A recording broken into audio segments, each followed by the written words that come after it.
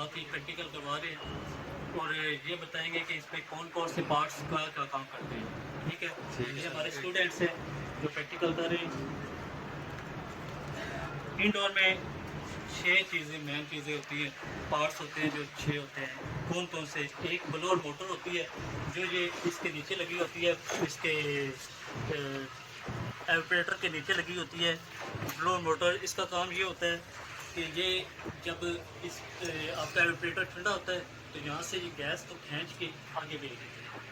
ठीक है, इसका ये काम होता है यहाँ से मतलब रूम को ठंडा करना है। रूम को ठंडे करने के लिए ये ब्लोअर मोटर काम कर रही है, क्योंकि इसके नीचे लगी हुई है ये मोटर, ये काम करती है ऑपरेटर के नीचे। ठीक है, इसके बाद आपके आ जाते हैं सेंसर। इसमें 2 किस्म के सेंसर होते हैं। एक सेंसर ये है आपका रूम टेम्परेचर शो कर रहा है ना, बताता है कि ये रूम पे कितने टेम्परेचर है।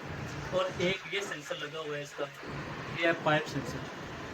ये इसके अंदर एवरेटर के अंदर कूलिंग कितनी जा रही है ये वो शो करता है, वो शो करता है। आपने डिस्प्ले में अक्सर देखा होगा कि आपने टेम्परेचर सेट किया होता है 20, 21 और साथ ही वो आपको बताता है कि 30, 35, 32, 29 जो भी शो हो रहा होता है वो बता रहा होता है, वो आपका रूम टेम्परेचर बता रहा होता है। और ये आपका कूलिंग टेम्परेचर आपने यहाँ से सेट किया होता है। जैसे ही कूलिंग टेम्परेचर और रूम टेम्परेचर अपने बराबर आते हैं तो साथ ही ठीक है।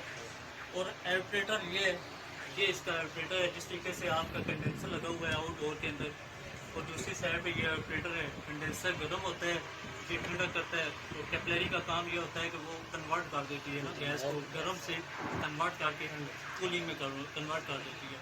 और यहाँ से ये कूलिंग कर रही होती है एवरेटर से।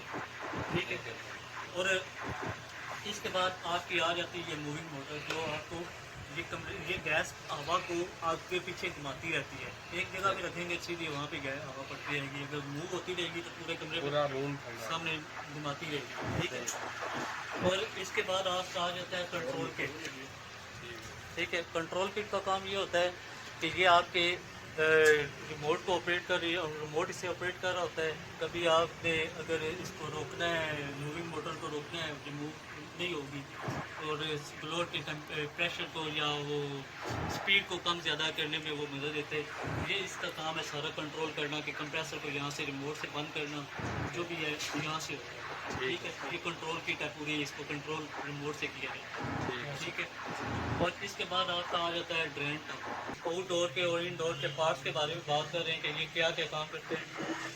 और आउटडोर में जो पार्ट्स होते हैं, ये 7 पार्ट्स होते हैं मेन पार्ट्स, जिसमें एक आपका कंप्रेसर होता है, कंडेंसर होता है, capacitor, fan motor, capillary, filter और वाल्व्स। कंप्रेसर जो है, इसका कंप्रेसर ये लगा होता है, ये कंप्रेसर लगा हुआ है। इसके कंप्रेसर का जो मेन मतलब होता है, ये कंप्रेस से निकला है, जिसका मतलब है कम का मतलब है आना, और प्रेस का मतलब है दबाना। और कंप्रेसर में 2 लाइनें होती हैं, एक डिस्चार्ज लाइन और एक सेक्शन लाइन। डिस्चार्ज लाइन आपकी सीधी चली जाएगी कंडेंसर में। कंडेंसर का काम होता है कि प्रेशर को, गैस के प्रेशर को मेंटेन करना, और उसके जो दबाव होता है, प्रेशर होता है, उसको कम करके आगे कैपिलरी में भेजना, क्योंकि कैपिलरी का स्लॉट होता है बारीक। जब कंप्रेसर का प्रेशर उसके अंदर तेज़ी से जाएगा तो उसकी सीलें दबाव से फट जाएगी, कंप्रेसर सही काम नहीं करेगा, प्रेशर नहीं बना सकता। ठीक है, इस वजह से उसको मेंटेन करने के लिए कंडेंसर का काम ये होता है कि वो उसके कंप्रेसर के प्रेशर को मेंटेन करता है। और वहाँ से ये आपकी लाइनें, यहाँ से ये आपकी लाइन डिस्चार्ज लाइन जा रही है कंडेंसर में, और कंडेंसर से होती हुई वापस ये देखें ये आ रही है कंडेंसर से होती हुई फिल्टर में, स्टिनर से होती हुई कैपिलरी में, कैपिलरी से ये आपके 1/4 वाल्व में चली गई, जो आपके साथ, जो इनडोर के साथ अटैच होता है। ठीक है, और इसके अंदर 2 कैपेसिटर लगे होते हैं।